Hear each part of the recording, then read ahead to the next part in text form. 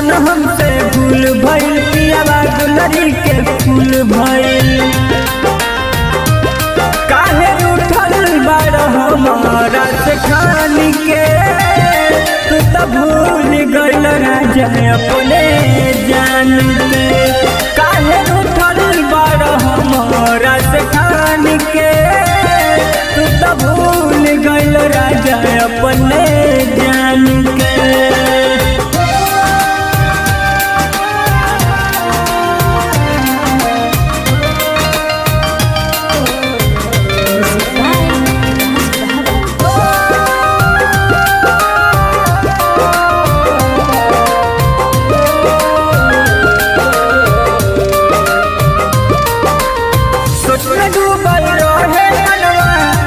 जैसन भेष भइल तोहर नाम के माला जाती, जान कहिया भेंट भइल।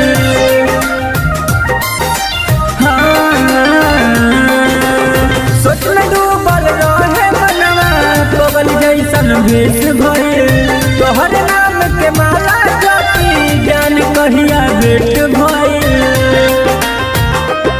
हाथ धोके छोड़ देहला जैसे आन के, तू तो भूल गइल राजा अपने जान के। हाथ धोके छोड़ देहला जैसे आन के, तू तो भूल गइल राजा अपने जान के।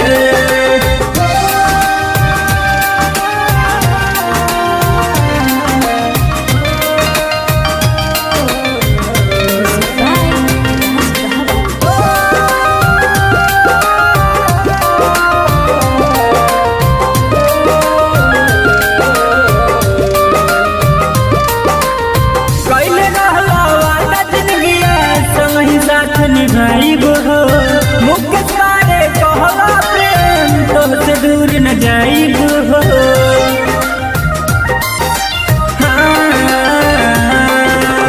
कैले रहलो वादा जिंदगिया संगी साथ निभाइब हो।